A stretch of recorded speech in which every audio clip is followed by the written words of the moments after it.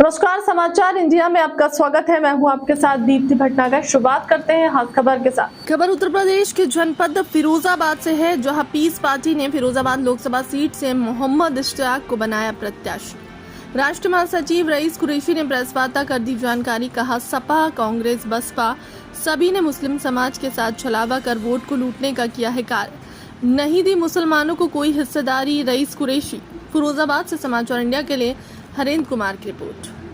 से बहुत खुला मुद्दा रहा है कि पीस पार्टी को राजनीतिक एतबार से हिस्सेदारी चाहिए और पीस पार्टी हिस्सेदारी लेने की लड़ाई लड़ रही है कि राजनीति के अंदर बराबर का अधिकार सर्व समाज को मिलना चाहिए।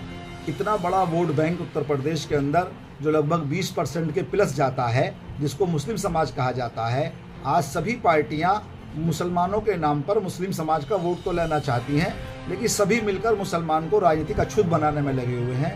इसलिए पीस पार्टी इसी मुद्दे के साथ है कि अब बिना हिस्सेदारी के कोई काम नहीं होने वाला। हम अपने वोट को जमा करेंगे, इकट्ठा करेंगे, अपने समाज के साथ साथ वो गरीब समाज, वो पिछड़ा हुआ समाज, वो लुटा हुआ समाज, जो कमज़ोर तबका है, जिसको इंसाफ नहीं मिला है, वो चाहे दलित हो, पिछड़ा हो, कमज़ोर वर्ग के जितने लोग हैं, सब पीस पार्टी का साथ देने को तैयार हैं और पीस पार्टी उन्हीं को लेकर सबकी बराबर की हिस्सेदारी का मुद्दे के साथ चुनाव मैदान में। कांग्रेस पार्टी कहती है कि मुस्लिम हमारे साथ हैं, बसपा कहती है हमारे साथ में है, सपा कहती है हमारे साथ। क्या नहीं, कहने में, देखिए, कहने में और हिस्सा देने में बड़ा अंतर होता है। ये सच है कि मुसलमान ने तो सभी का साथ दिया है। आज मुस्लिम समाज के लोग बीजेपी का साथ भी दे रहे हैं, ऐसा नहीं है, लेकिन ईमानदारी से बताइए कि क्या मुस्लिम समाज को कुछ मिला? साथ देने के बावजूद कुछ नहीं मिला। सपा, बसपा, कांग्रेस ये सब छलावा दिखाते रहे और हमेशा मुस्लिम समाज के वोट को लूटने का काम किया है। अब मुस्लिम समाज इनकी तमाम पॉलिसी को समझ चुका है, इसलिए ये तय किया गया है कि अब मुस्लिम समाज किसी के बहकावे में आने वाला नहीं है। अगर वाकई इनको मुस्लिम समाज को देना होता तो बराबर की हिस्सेदारी दिए होते, टिकटों में हिस्सेदारी दिए होते।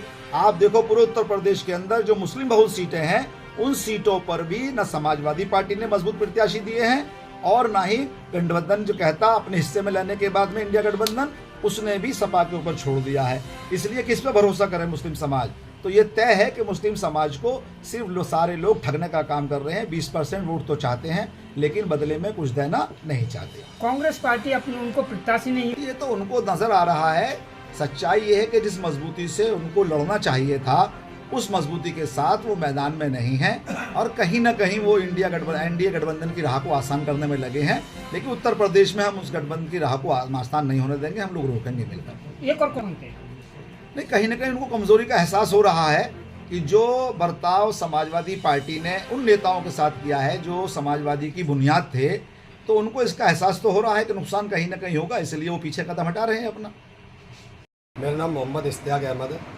अच्छा, पीस पार्टी ने आपको प्रत्याशी बनाया है, इससे पहले आप कौन सा चुनाव लड़ चुके थे और अब बड़ा चुनाव है और कैसे पब्लिक के बीच में जाएंगे, क्या मुद्दे होंगे? मैं जो ज़मीनी चुनाव होता है, जो कार्यकर्ता का जो सबसे पहले चुनाव स्टार्ट होता है, वो वार्ड का चुनाव होता है। जब वो नगर पंचायत का, जैसे नगर सदस्यों का हो, सभासदों का हो, पार्षदों का हो, मैं वो चुनाव लड़ चुका हूँ बखूबी। मैं जानता हूँ कि जनता के बीच में कैसे जाना है। निर्दलीय चुनाव लड़ा हूँ, सेकंड नंबर पर रहा हूँ, बहुत अच्छे वोटों से माशाल्लाह रहा हूँ, लोगों का बहुत प्यार मिला है। और बिजली, पानी, सड़क, स्वास्थ्य, बेरोजगारी, हमारे यहाँ सबसे ज़्यादा हम रहते हैं। हम यहाँ रहें, हम ज़मीन के कार्यकर्ता, हमें सारी चीज़ हमें पता है। हम बड़ी बड़ी कारों में से नहीं उतरने वाले, हम कोई बाहर शहर के नहीं हैं। हमें पता हमारे यहाँ मजदूरी के हालात क्या है, विकास क्या हो रहा है, हमारे यहाँ लाइट कैसी आती है, हमारे यहाँ जो बीमारी हो जाती है, हम लोगों को 2 मिनट में हम लोग हॉस्पिटल पहुँचते हैं, आगरा रेफर किया जाता है। कोई अच्छी व्यवस्थाएँ नहीं है हम लोग की। और इंशाल्लाह पीस पार्टी ने मुझ पर उम्मीद जताई है, मैं इस पर खरा उतरूँगा, घर घर जाऊँगा, लोगों से बात करूँगा, उनकी भावनाओं को मैं समझूंगा और अपनी बात उनके सामने रखूँगा। फिलहाल के लिए अब तक की खबर में इतना ही। बने रहे हमारे चैनल के साथ। नमस्कार।